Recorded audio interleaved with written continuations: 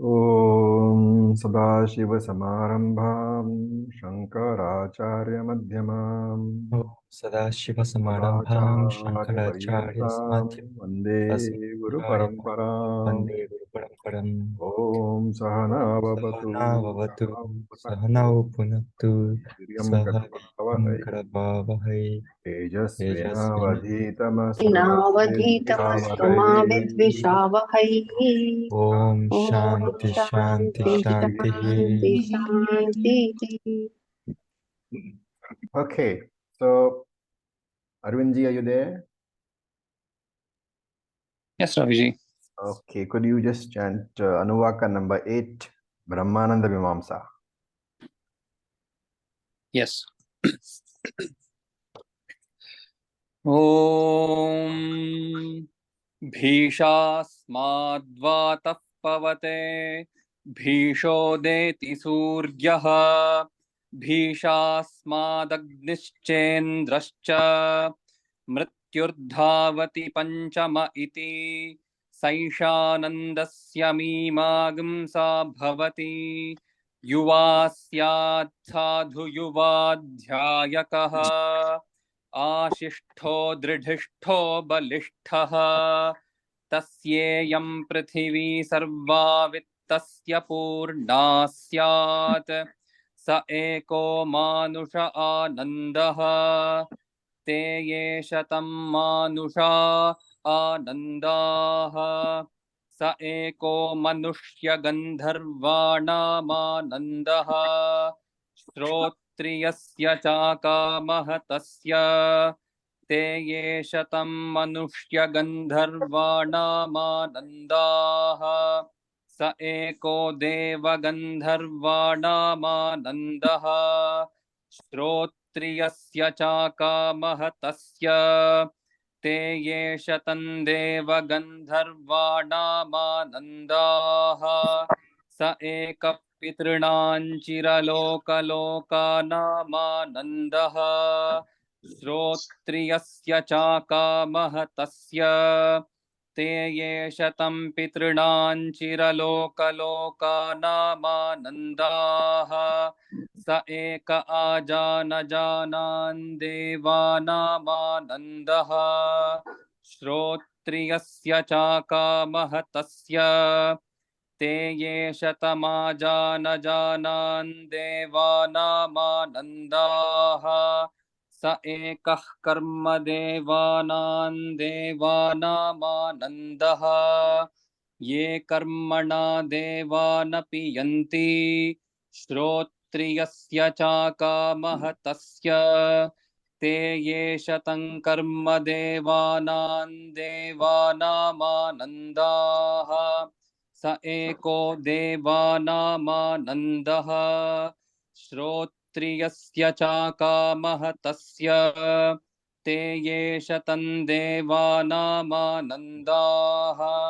स एक इन्द्रस्यानन्दः મારો ક્લાસ ચાલુ श्रोत्रियस्य છે જશન નથી કરવું હમણાં चाकामः કઈ तस्य હું હવે ते મારે જે કરો ये છો હું જાતે કરી લઈશ તમે તમારું કરવાનું છે એટલું જ કરો દાળ અને शतमिन्द्रस्यानन्दाः રોટલી स एको बृहस्पतेरानन्दः श्रोत्रियस्य चाकामः तस्य ते ये शतं बृहस्पतेरानन्दाः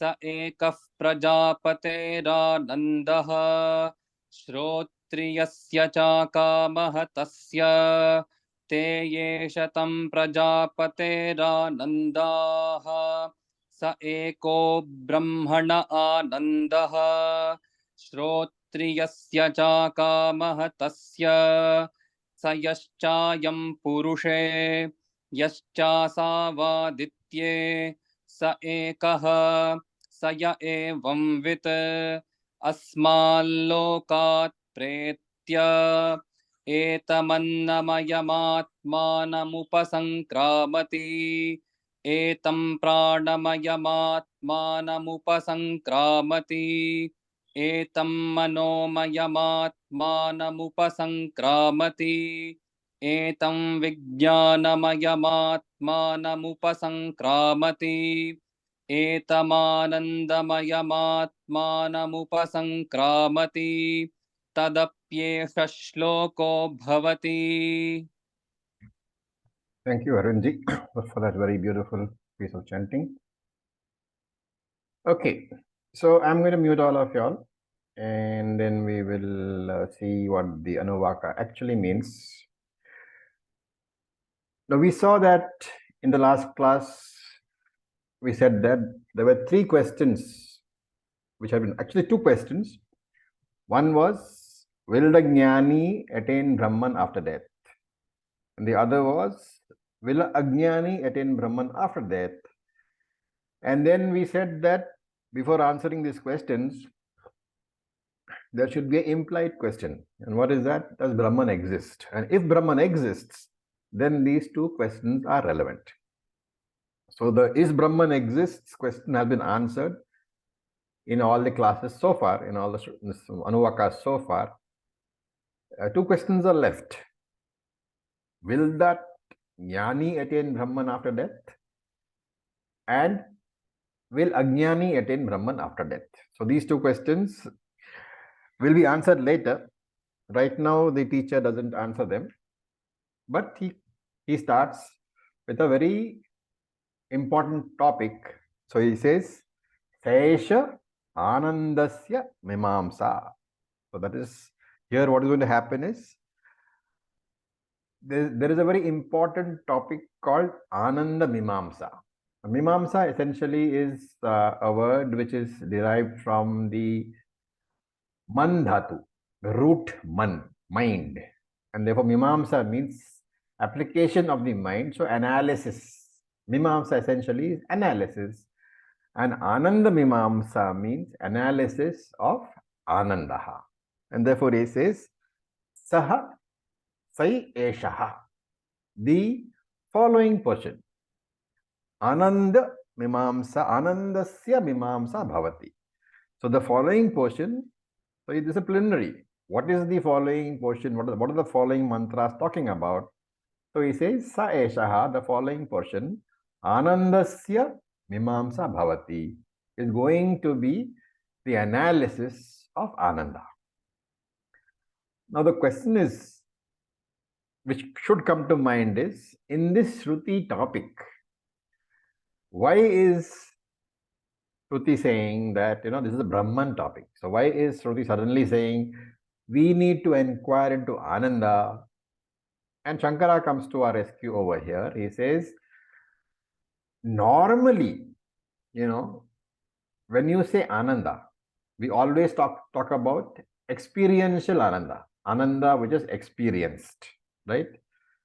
Vishaya Ananda we always talk about. So whenever you say I am happy, you are meaning that there is a happiness thought in your mind. Vritti is there. Priya, Moda, Pramoda. One of those three vrittis is there in your mind. And those 3 vrittis reflect the Brahmananda, the Atmananda, and therefore you feel happy. This is the understanding that we have. So Shankara here says, this topic is required. Why? Because how do you know that Atmananda cannot be experienced? We have always been saying so far, you cannot experience Atmananda, you cannot experience Brahmananda. How do you know, right? So is this Atmananda also an experienced Ananda, right? So Shankara uses the word Samvedya Ananda. Samvedya means contact. So Samvedya Ananda means, is this Atmananda born out of Samvedyam? Contact between the subject and the object. The subject being the Jiva, and the object being some worldly pleasure. Is that it? Or is it your very own nature? And if it is your own nature, then there is no question of your contacting something, right? So it becomes Asamvedya Ananda, which is of a non-experiential nature, not born out of contact. So in short, he says this analysis portion, this Ananda Mimamsa, is for determining whether Brahmananda is Samvedya Ananda or Asamvedya Ananda. Is it born out of contact or is it not born out of contact? Okay. So, to understand this, let us briefly discuss Ananda. So, we have seen so far that Ananda can be of two types. One is Kosha Ananda. Kosha is the, we are talking about the Anandamaya Kosha, where any of the three vrittis can arise, Priya, Pramoda, or Moda, right?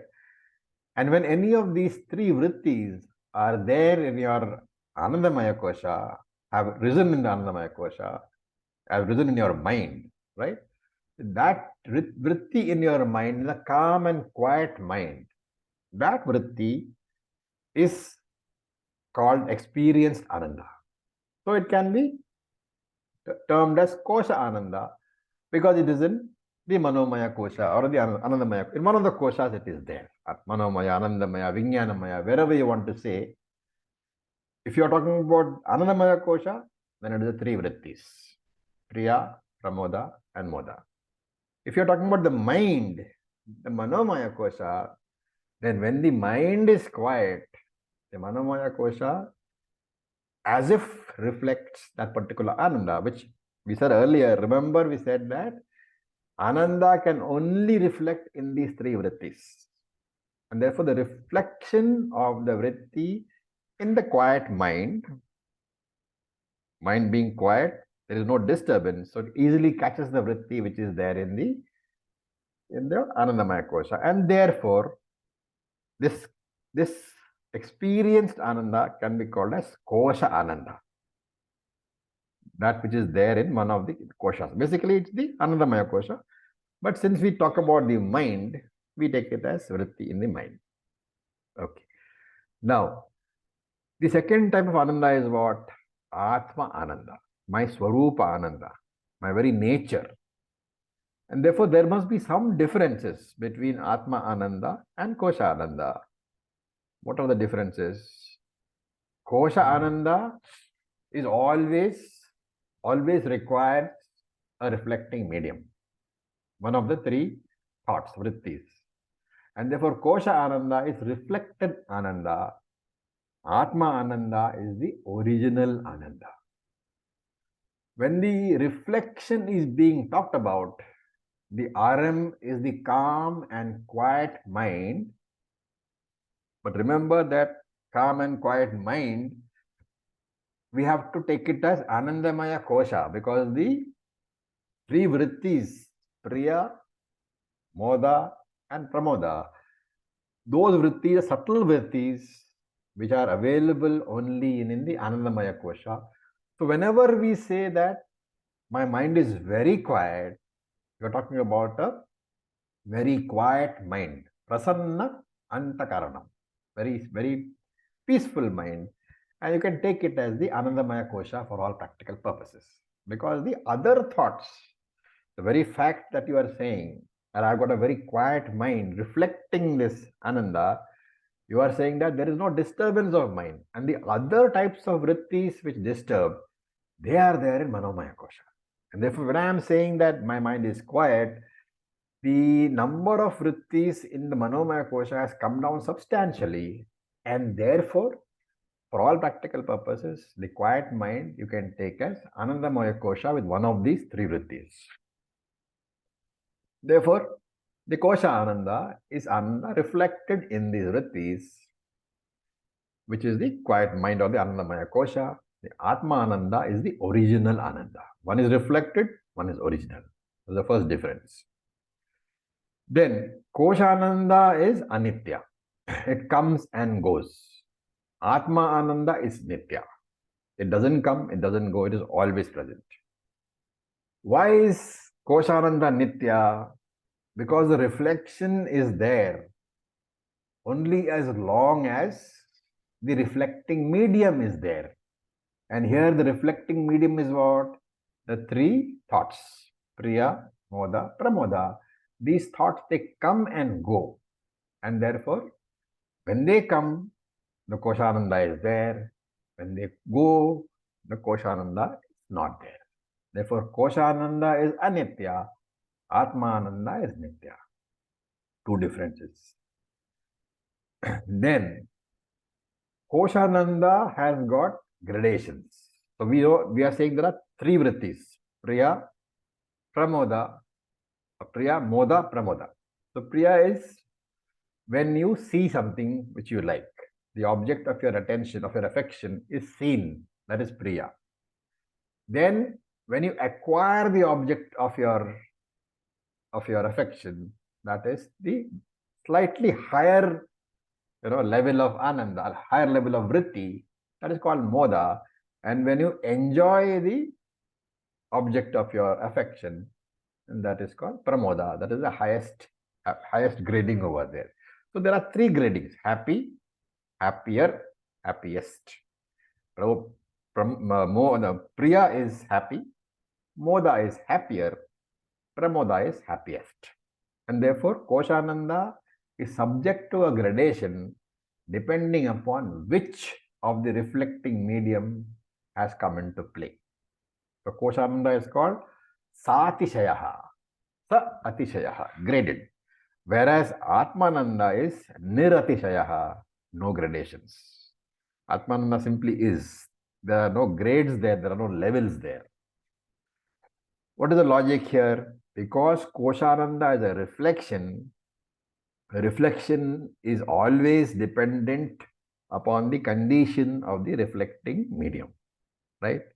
So if Priya is there, Priya is the lowest form of reflecting medium. So there is a particular level of Ananda. If Moda is there, there is a particular slightly better reflecting medium. So therefore, Moda Ananda is there.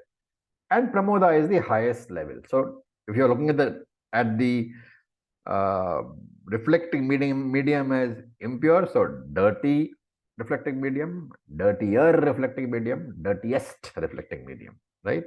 So impure, more impure, most impure reflecting medium. According to these three media, you will have Ananda, which is happy, happier, happiest. So Koshananda has got gradations. Atmananda has no gradations. All Koshananda, the fourth set of differences, Koshananda is experiential in nature. It has to be experienced.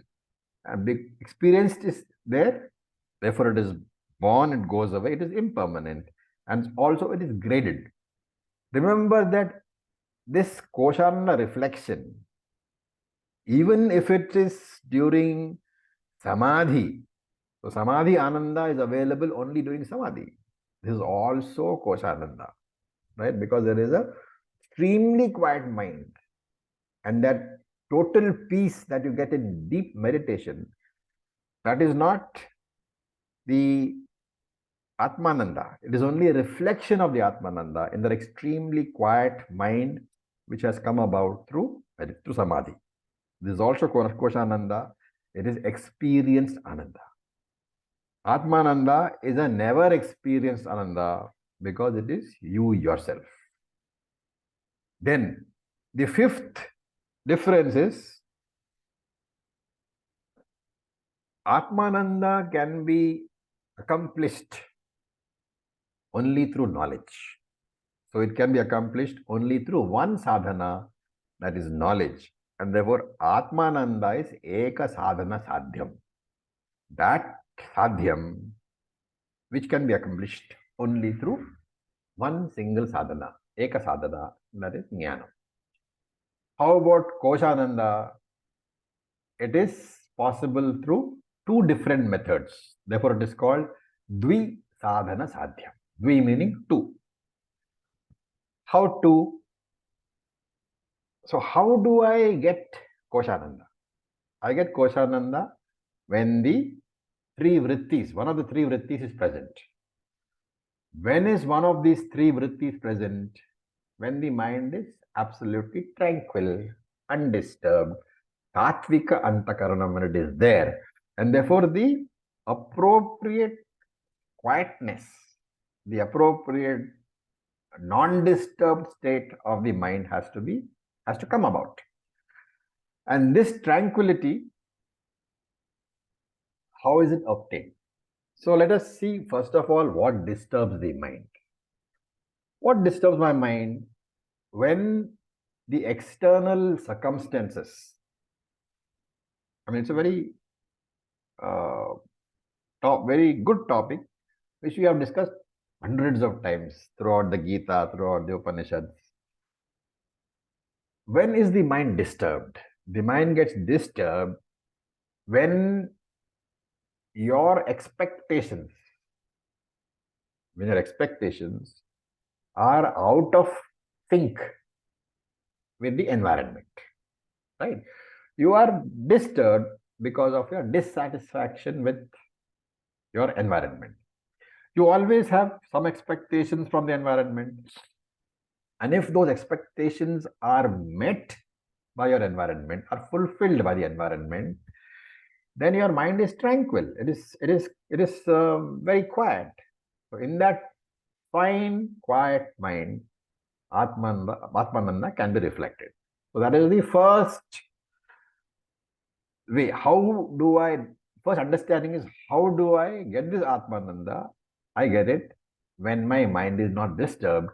My mind is not disturbed when the expectations that I have from my environment, which means what? From my friends, from my wife and kids, from my parents, from anything around me.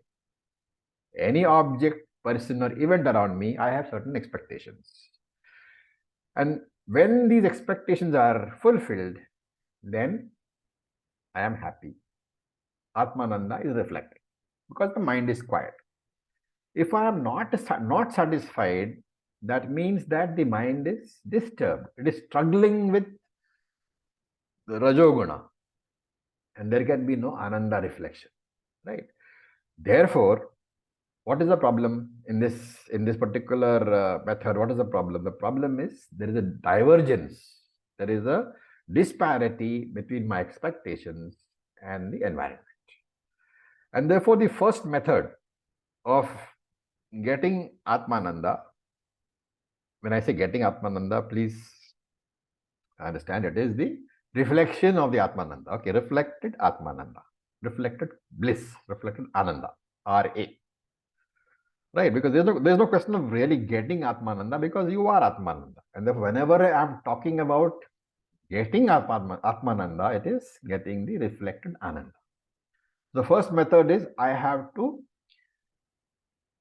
make the environment in alignment with my expectations. Can I change the external environment to align with my expectations? And if I can, that is one method. Change everything in your life, the environment in your life, to be in sync with your expectations, and then there is nothing to disturb your mind. Okay. And therefore, you will have Atmananda. Now, in 95% cases, that is not possible, right? Especially if you are a Grahastha, because there are hundreds of variables. Therefore, there are only two things which you can change. As you have seen, there are only two things here: the environment and your mind. Environment, if you can change, it's great. Now, if you can't change the environment, which is the case in most people, then the only thing left to change is the mind. And therefore, you have to let the environment be as it is, because environment is not always in your control, while the mind can be controlled. And therefore, the second method is to adjust the mind. And adjusting the mind means what? Accepting whatever is the environment as choiceless. Once you accept that, I have to strengthen my mind to accept the environment instead of struggling to change the environment. Then the adjustment is required in what all? In the quality of my mind. So Viveka, Vairagya, all these things we go through. The entire Sadhana Chatushtayam is for this purpose only.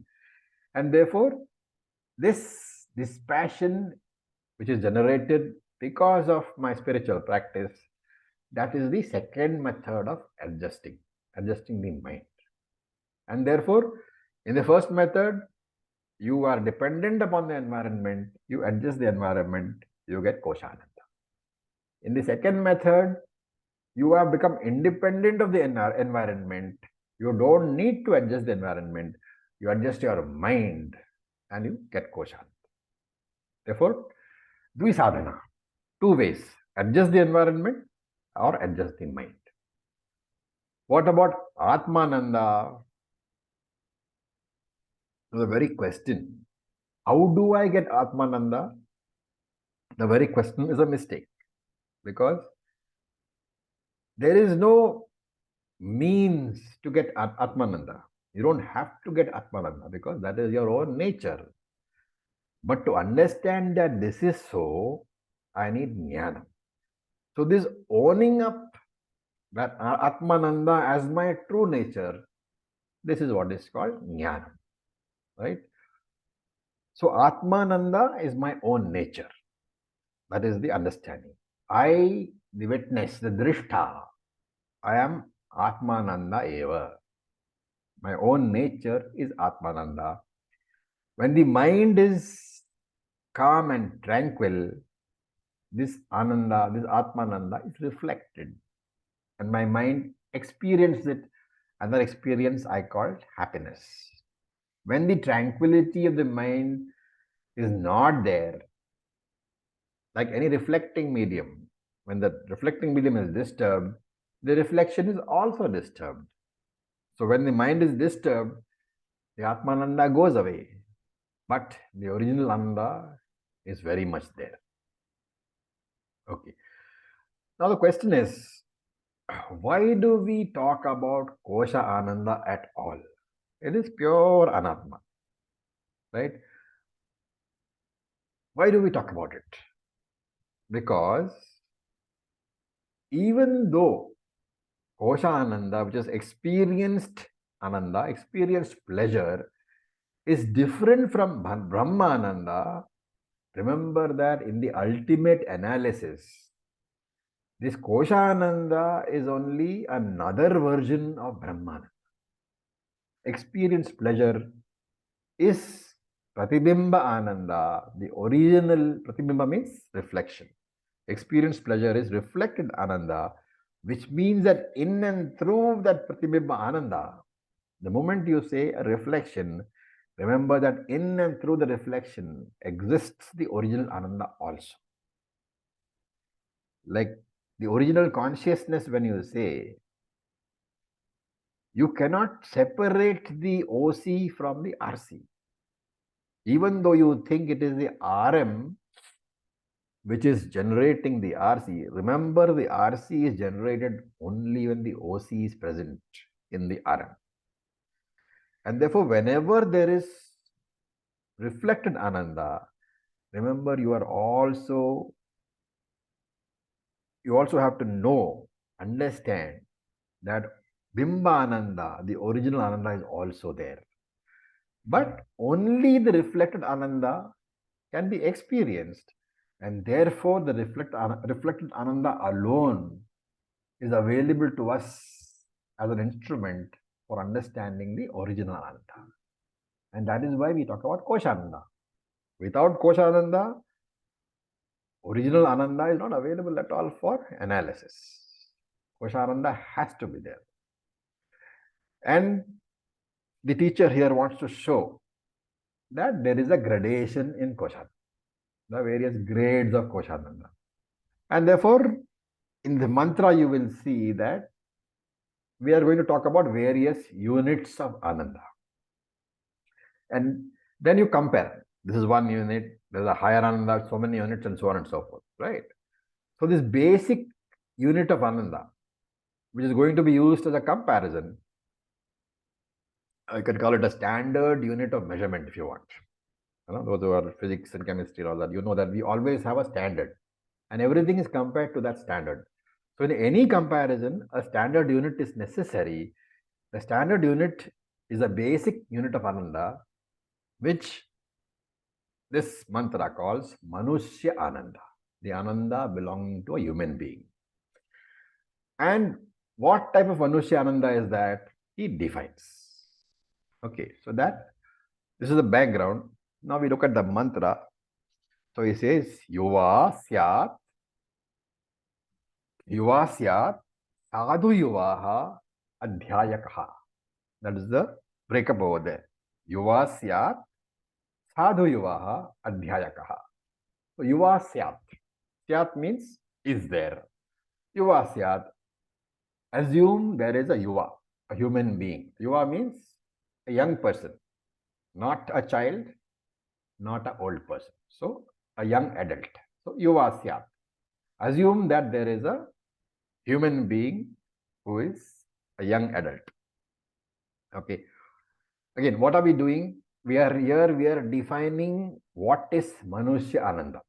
Okay, what constitutes Manushya Ananda? So some amount of definition has to be given. How happy can this person be? And that kind of person is being defined. So first of all, there is a human being in the prime of life, which means what? He is healthy. He has got no backache, he has got no neck ache, he has got no body ache. He gets up in the morning and he is young and healthy.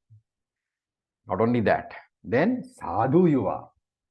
Not only is he young and healthy, he is sadhu, a cultured, refined person. Here, cultured, refined means what? Amanitvam, adambhitvam, everything he has got. Means essentially, sadhana chatushtayam he has got. He is a very refined, very noble person. So, yuvasyat sadhu yuvaha. Definition of that person: young and cultured. Then adhyayakaha.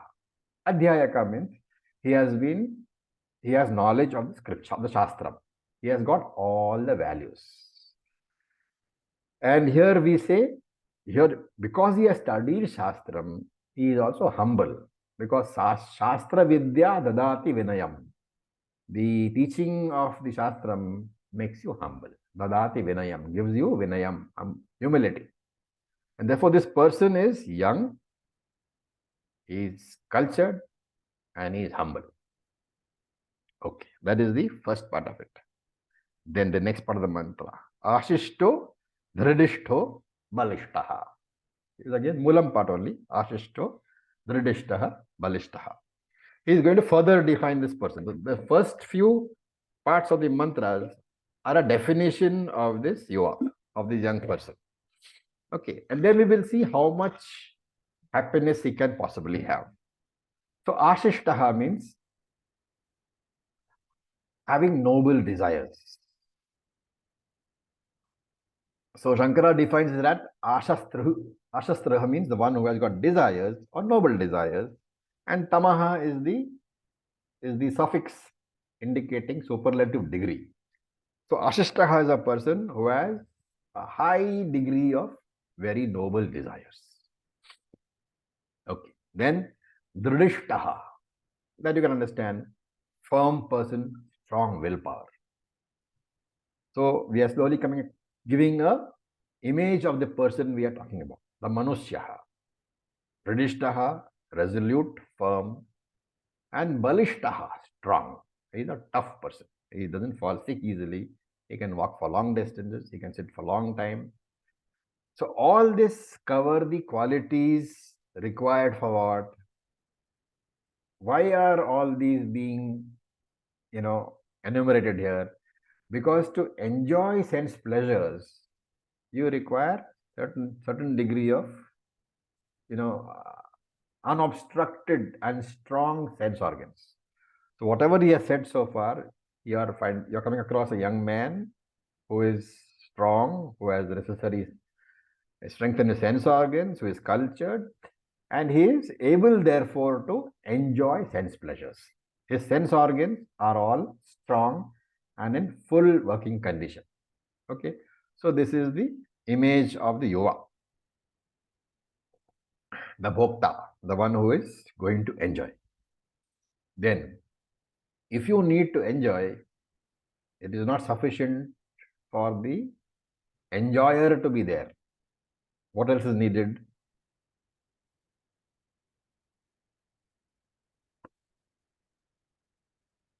For the bhokta to enjoy, what else is needed?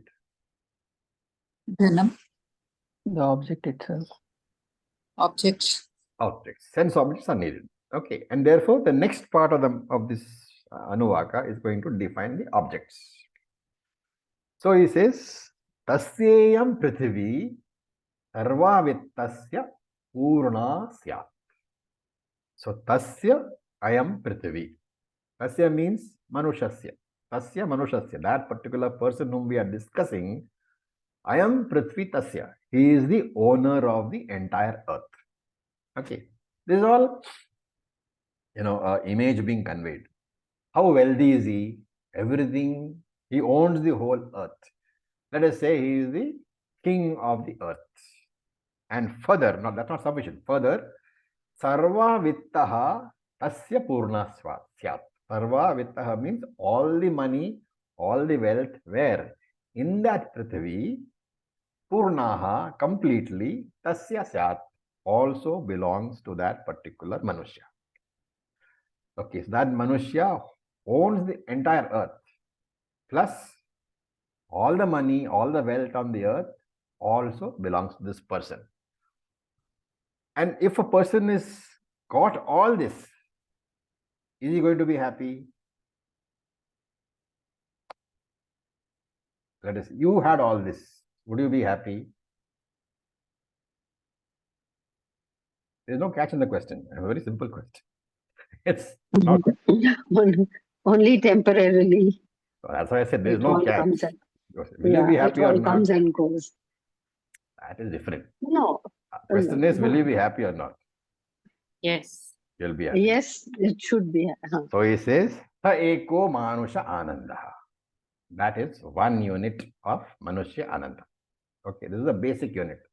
The happiness available to a strong person, cultured person, young person, capable of enjoying all the sense enjoyments.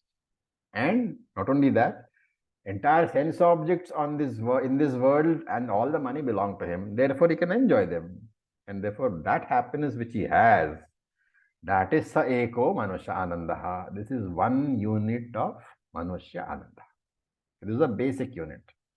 Koshananda unit. Pratibimba ananda unit. It is reflected ananda, mind you. Okay.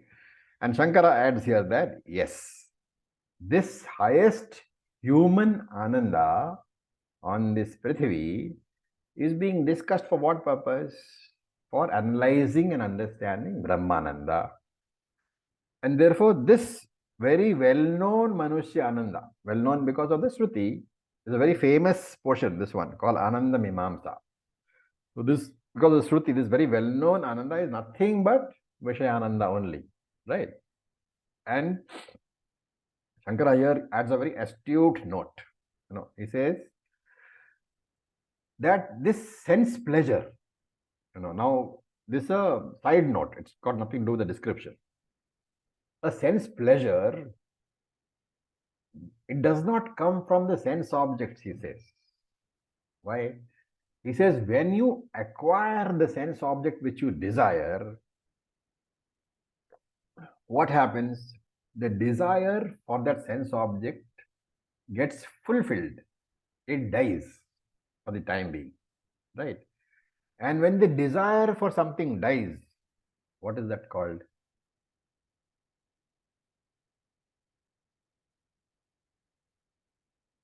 Vairagya. It's called Vairagya. Okay. So Shankara is saying that this happiness, it is not being generated by the sense object. The happiness which you feel, for example, when you, let us say you like strawberry ice cream, and the happiness when you feel when you get the strawberry ice cream and are eating it, he says that happiness, he says that happiness is not generated by the strawberry ice cream. It is generated by the vairagyam that you have got for that strawberry ice cream. A very, very important point. This point is important to understand the rest of this Anuvaka. I hope I am clear. The happiness you get on the acquisition of any sense object, Shankara says, is not out of acquisition of the sense object. It is out of generation of vairagyam for that sense object, because that sense object is already within your grasp. You are now indifferent to it. Okay. Any question on that? Om Acharya. No, sir. I'm not getting it, sir. Only Some- after I acquire the strawberry ice cream can I say I have vairagya for it, isn't it? Because you are no longer interested in one more strawberry ice cream, assuming that you got a very big one. Ah, okay. Get it? Okay, got it. As long as you don't have the ice cream, you're saying ice cream, ice cream, ice cream. Now you got 1 kilo of ice cream in your fridge and you're eating it, and you've eaten it so much that you're feeling nauseated. Right.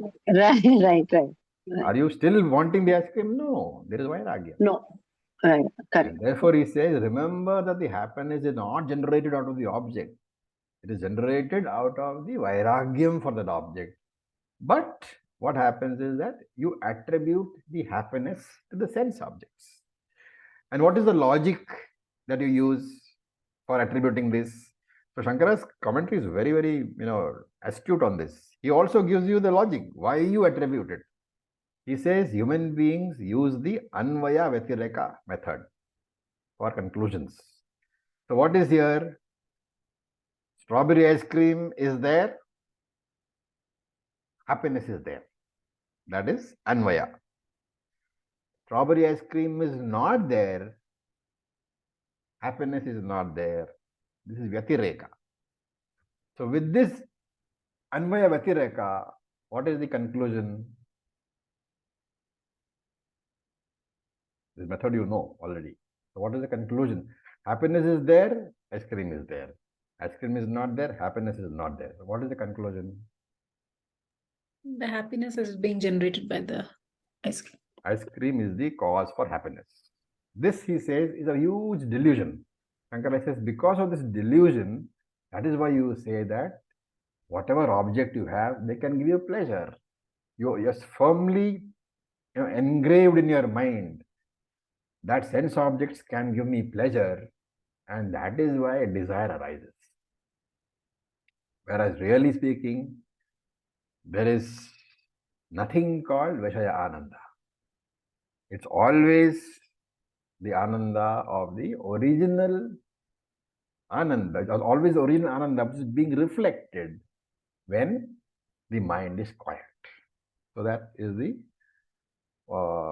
commentary that he makes over here. Okay. Any questions so far? Om Acharya. Yes, please. So, in this mantra, Shankara's comment says that it's due to the vairagya that we feel that happiness. Yeah. But before, I don't remember if it was in Bhagavad Gita, we changed vairagya for focusing the mind. When we are enjoying the sense object, the mind is only focusing on that object, and then we forget about all the 1,000 problems that we have. So No. I can you just repeat that? like when before in other discussions, we studied that when we are enjoying the sense object, our mind gets so focused on that all other vrittis and we forget about all the troubles that we have, all the problems, and the mind becomes quiet because we are having ice cream samadhi. That is exactly what I'm saying. That you are having ice cream samadhi and you've got a surplus of ice cream. Your mind is quiet not because of the ice cream. It is because you are enjoying the ice cream. You don't have the desire for the ice cream anymore. That is what is giving you the lack of desire. The disturbance is always the desire. Okay. When the desire has gone, why has it gone? Because lots of ice creams in front of you and in the fridge. And therefore you have no more desire. You know it's already there and you've eaten your stomach full. No desire is there means thoughts are not disturbing your mind. That is the quiet mind. Okay. Thank you. Okay, now remember here, one thing we have to see that I already mentioned this, but I just want to mention it again. The degree of the reflected happiness will depend upon the gradation in the reflecting media. And in Ananda, there are 3 gradations: Riya, Moda, Pramoda. Seen, is Priya, acquired is Moda, enjoyed is Pramoda. And he says that this gradation is caused by various factors, can be karma, anything, right? And this gradation is going to be discussed here in this particular Shruti as different levels of Ananda. So Manushya Ananda is 1, Manushya Gandharva Ananda is 2, and so on. Okay.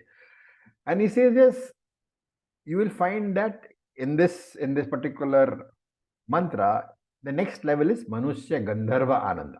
It is a higher level of Ananda, which means it's in a different loka, right? It's Manushya Gandharva Loka. Manushya Ananda is in Manushya Loka. In Manushya Loka, you do not find Manushya Gandharva Ananda. Why? Because we have said the highest level of Ananda in Manushya Loka is this Ananda of this person who owns the entire Prithvi and the wealth in it. And therefore, the Ananda found in Prithvi Loka, maximum is this person. That is called Manushya Ananda. And you will find that there are different levels, where different levels of Ananda are being mentioned in this particular Shruti. What is the logic for more Ananda in higher lokas? Right?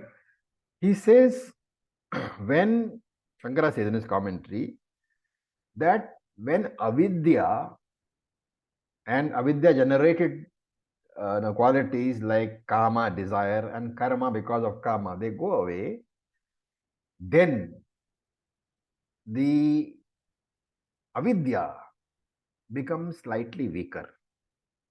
And in every loka, you will find there are 10 different lokas in the Shruti.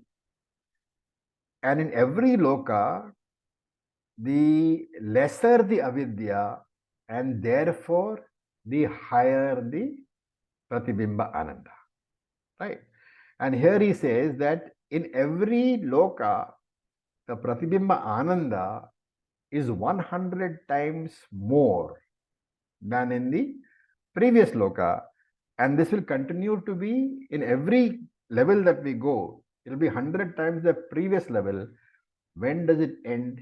It ends when Hiranyagarbha loka is reached.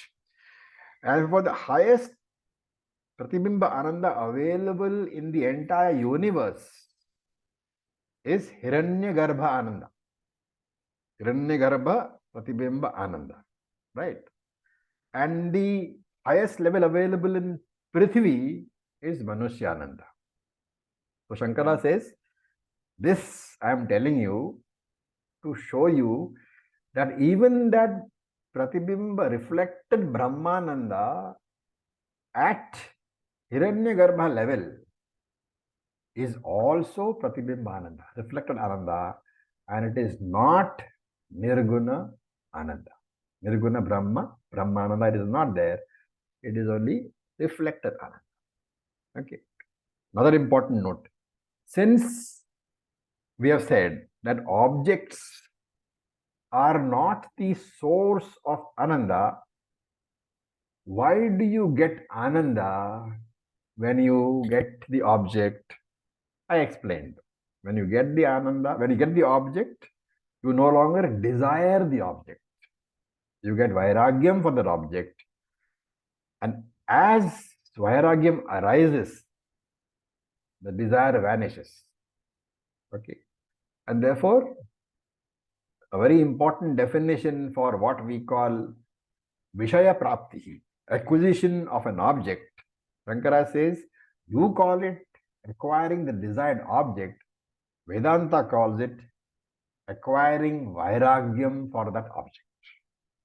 How do you acquire the Vairagyam? Number one is by getting the object itself. Number two, more important from the spiritual point of view, is by getting Viveka about the object, by looking at all the defects of that object. So by dosha darshanam, by looking at the defects of the object, also you acquire Vairagyam. And therefore, that there is a word here used, akamata, akamahata, akamahata. Akamahata means lack of desire, which is another name for Vairagyam. So Shankara adds in his commentary that same Pratibimba Ananda, which is available at every level because of the sense objects being available at that level, that same Pratibimba Ananda can be enjoyed by using this logic. You develop a vairagyam for those objects. If you develop a vairagyam for the objects of a particular loka, the ananda available to you is as good as the ananda available to you when all the objects are available to you. Okay, this is the logic. Have you understood? Very important. So please tell me if you're not understood. So is that the reason, Acharya? I think many say that Grihastha actually is a good way of handling these desires, like because you automatically get the vairagya. Okay, let's not discuss that for the time being. But of course, Grihastha Ashrama is meant for you to enjoy all the pleasures of life so that you can learn that they are not permanent. And in that is the dosha. You are looking at the dosha darshanam, at the defects of all the objects in life, including family, children, parents, enjoyments, wealth. All this you enjoy in Grihastha Ashrama. Therefore, if you are a person who is a viveki, you should be able to understand that these are not permanent in nature, and therefore develop vairagyam or viveka. Thank you. Okay. Any questions? Fine. Then we'll go to the next portion. The next part of the mantra is Teye Shatam Manusha Anandaha Sa Eko Manushya Gandharvanam Anandaha Shrotriyasya Chaka Mahatasya. Okay, so this is one portion. What is the meaning? Teye Shatam Manusha Anandaha. Supposing Shatam Manusha Anandaha. Supposing there are 100 units of Manushya Ananda. That is to say, that person who is young, healthy, cultured, owns the entire world and entire wealth, the Ananda that he has, which we call Manushya Ananda, supposing you multiply that by 100 times, what is the Ananda available? That Ananda is equal to 1 unit of something which we call Manushya Gandharva Ananda. Okay, so as I said, from now on, different higher levels of Ananda are talked about. Each level has got 100 times more Ananda than the previous level. Okay, so Manushya Gandharva Ananda is enjoyed in a loka called the Manushya Gandharva Loka, and the superior being, the person who is better than a human being in terms of sense organs, etc., he is called a Manushya Gandharva, right? And how come he gets more Ananda? That higher pleasure is possible because of there are two entities involved in any experience of Ananda. What are they? Sense organs and sense objects. And therefore, if you have to get higher Ananda than Manushya Ananda, remember Manushya Ananda means that person is in very good physical condition and has got all the sense objects. You cannot get a higher Manushya Ananda on Prithvi. And therefore, in this higher loka, which you are calling Manushya Gandharva Loka, and this person called a Manushya Gandharva, if he is getting higher pleasure, that means that he has a better quality of sense organs and a better quality of sense objects also. So because of superior quality of sense organs and sense objects, this Manushya Gandharva, he enjoys 100 times the pleasure which the Manushya enjoyed on Prithvi. Okay. Now Shankara here defines Manushya Gandharva. Because what is a Manushya Gandharva? We don't know. We just said Manushya Gandharva Loka. Shankara says the next higher level is called Deva Gandharva. Right? And this gentleman is called Manushya Gandharva. So both these, Manushya Gandharva and Deva Gandharvas, they occupy a loka called Gandharva Loka. Okay. So Gandharva Loka is also, we call it Bhuvar Loka, we call it Antariksha Loka. Shastram has these 2-3 names. We have all heard of Gandharva Loka. So here Shankara says there are 2 types of citizens, inhabitants of Gandharva Loka. One is Manushya Gandharva, one is Deva Gandharva. Why is Deva Gandharva here important? Because the next higher level is Deva Gandharva. And we should not get confused between Manushya Gandharva and Deva Gandharva. Shankara says when a person is born as a Manushya,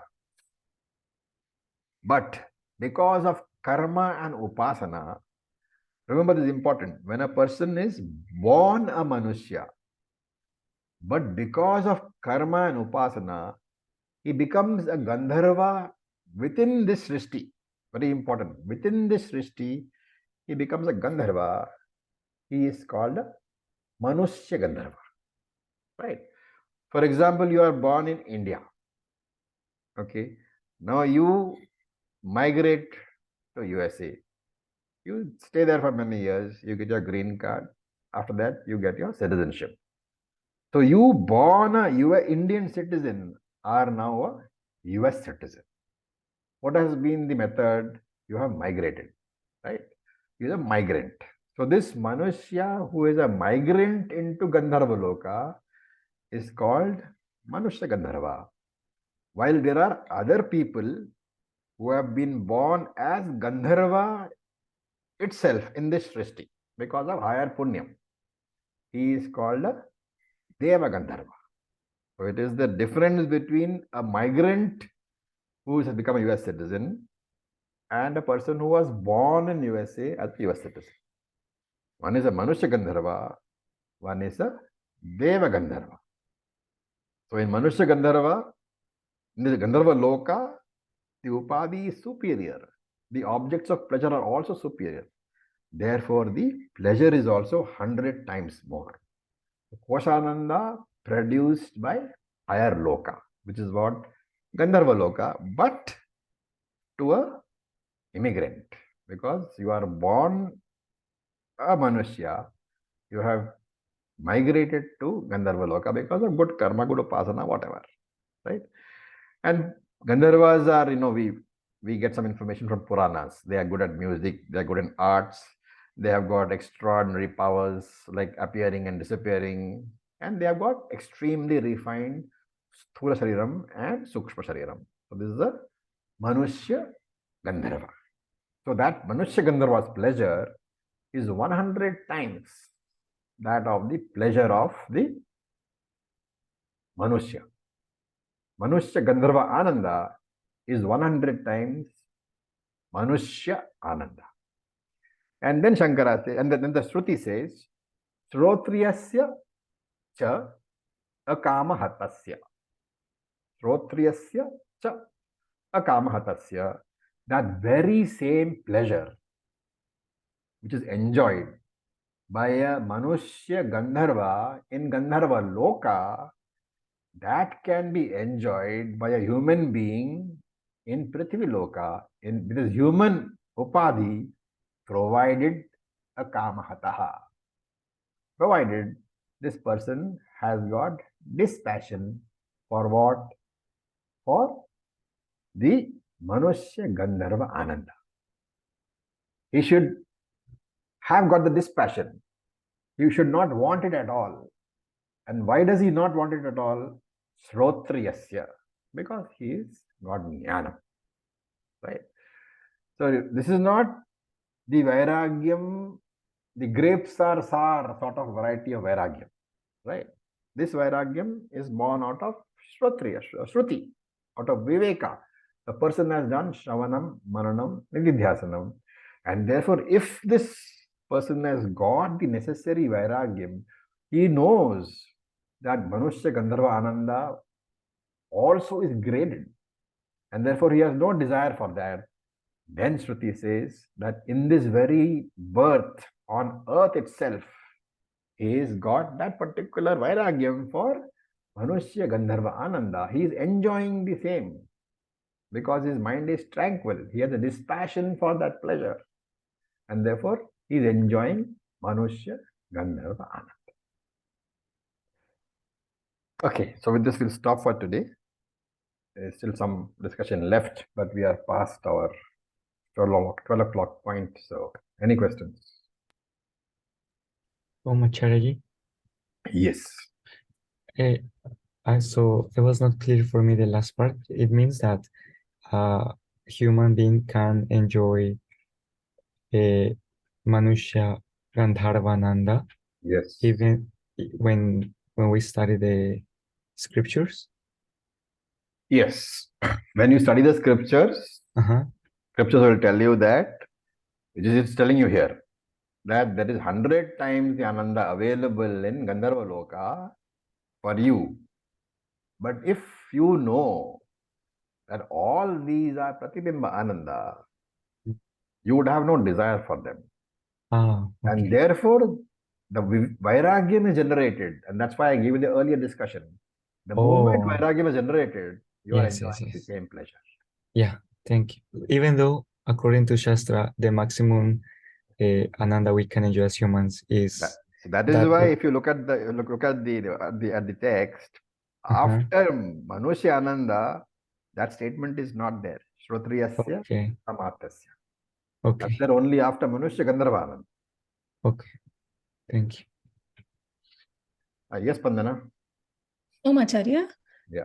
I wasn't clear what this statement meant when you said the higher lokas have more ananda because there is less avidya. Less avidya, because that is what a meaning of a higher loka is, right? If you are as ignorant as you are now, you will not be born in a higher loka. When there is less avidya only, and because less avidya comes from what? From lots of punya because of karma and upasana, or pure karma only. Upasana takes you to Brahma Loka. We'll get there in some time. Right now we are going to Gandharva Loka. So that's one of the heavens for which a lot of karma is required. Karma generates punyam. Punyam, because of the punyam, some amount of viveka is there. Avidya is slightly less. So it refers to the avarna shakti of Maya being less powerful? It refers to the fact that you do have a slightly better understanding of how things work than if you were a human being on this earth, which is why you're on a higher loka. You may not get there. You may not get to jnanam over there, but the understanding is better. Thank you. Acharya? Yeah. So the Manushya Gandharva Jiva very much is a human in previous life. In the same life, this human migrated to another loka. Gandharva Loka, yes. Okay, without being reborn there, just in the same life he migrated. In the same Srishti. The same Srishti. Okay. You may have been reborn there after ending the life. I'm not saying you can just travel to that loka by taking a plane. Okay. It's not that. He's reborn there, but the Srishti is the same. So Deva Gandharvas are those who are born as Gandharvas in the beginning of the Srishti. If you are born later, having transmigrated, then you are a Manushya Gandharva. Okay. This Shankara's explanation, we have to take it as at face because there's no other explanation at all. It's necessary because otherwise you'll get into confusion. What is Deva Gandharva and what is Manushya Gandharva? Because the next level is Deva Gandharva. And the both are Gandharva Loka only.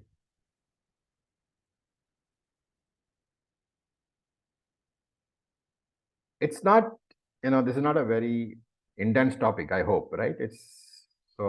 You guys can just think about it a bit and talk about it more in the next class. Om Purnamadav Purnamidam Purnat Purnamudachyate Purnasya Purnamadaya Purnam Eva Vasishyate. Om Shanti Shanti Shanti. Om Tat Sat. Om Namah Shivaya. Thank you for your patience. Om. Om Shri Sat. Thank you.